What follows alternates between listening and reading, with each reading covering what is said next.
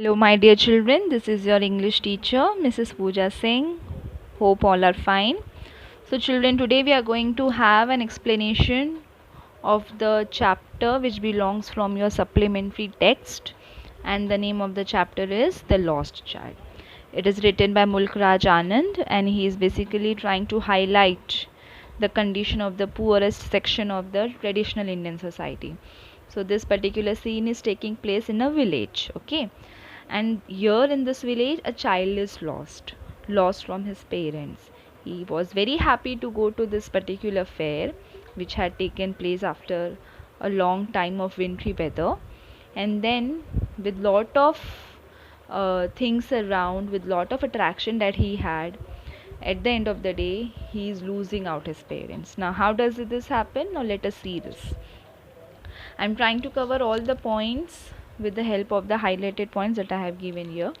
So first point says the child goes to the fair. So what is happening over here? It was a spring fair. It was a wintry weather before. The story is setting place in the spring season.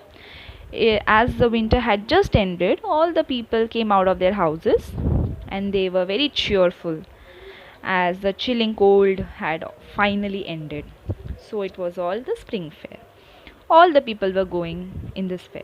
Some were walking, some were riding on the horses, some were on bullock carts. Now, this little child ran with his parents. He was completely overjoyed. When he remained behind, his father asked him to come. He remained behind to see the toys in the shops. As little children he is, generally children get attracted to toys. So he was getting attracted. Then when he is left behind, then whenever the parents are calling, he is just running and walking towards them. The little boy wanted the toy, but the parents wouldn't buy it. So they asked him to look at some other things.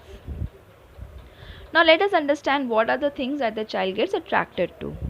It was the season of mustard flowering. Okay, so the fields looked very golden with the beautiful mustard flower blossoming. The dragonflies were fluttering over the mustard flowers. The child tried to catch one of them, but it was called by his mother. He ran gaily towards his parent. Gaily is what happily he went. He heard the dove cooing. He had picked up the petals in the grove then. Groves are what? A group of trees is called a grove. He also ran towards the banyan tree. But again, he was called by his parents. So he was getting attracted to so many things on the way also before he reached the fair. But then again and again, the parents were telling him to walk on. Finally, the child with his parents reaches the fair. So soon the child reached the fair. He heard a sweet meat seller. Sweet meat seller means mithai wala. The sweet meat seller was calling gulab jamun, rosgulla, burfi, jalebi. So the sweet shop was greatly decorated with different sweets. Of course, they have to decorate it to attract the customers. Seeing the sweets, the child's mouth started watering. Then he started telling his father and mother, I want that burfi. Now, burfi was his favorite sweet. That is why he asked for that. But his saying was not at all paid attention by the parents. So, whatever he was saying, parents were not paying attention. They were not giving him what he desired to. Next are the various scenes at the fair. Now, the child went ahead with his parents. He heard a flower seller saying, a garland of gulmohar. So the child went to the flower basket. He wanted that garland very, very, very well. He wanted it. But he knew his parents would refuse to buy him that. Of course, he knew the answer because many times on the way also he asked for things. Parents did not pay attention to him. So he moved on without saying anything. Then he saw a balloon seller. He had balloons of various colors. Balloons are the most attractive things, correct, for children because there are varieties of colors. So the child knew his parents would not buy him a balloon, so he walked on further without saying anything. He also sees a snake charmer playing the pungi flute to them, and then many things he saw, but he was not given any attention, so he did not utter anything to his parents. Now finally the child is lost. Now here the child then saw a snake charmer. He was playing a flute to a snake. He went near that snake charmer, but he knew that his parents will not listen to him, and before that, parents had asked him not to hear any such music. So he went ahead, ignoring that snake charmer also.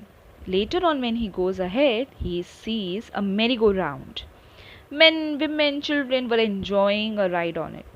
Now the child really got fascinated to this. So the child calls, I want to go on that roundabout. Please, roundabout is that merry-go-round. Please, father and mother, I want to go there. I want to have a ride on it. But there was no reply. So basically, the child had been lost. So he has no parents with him at this state. Now, what is the state of that child? A deep, full cry rose within the child's throat. He started yelling and crying, Father, Mother! Tears rolled down his eyes. He cried and ran to and fro to search his parents, but he couldn't see his parents. People were laughing, they were talking. It was a very cheerful environment for others. Then he ran to a shrine. Shrine is what? A temple. There was a big crowd there. The child went a bit ahead between the people's feet, as he was a small child, so he was walking under the feet. But he was pushed back because of the crowd. So a man heard his voice. There was this man who could hear his cry.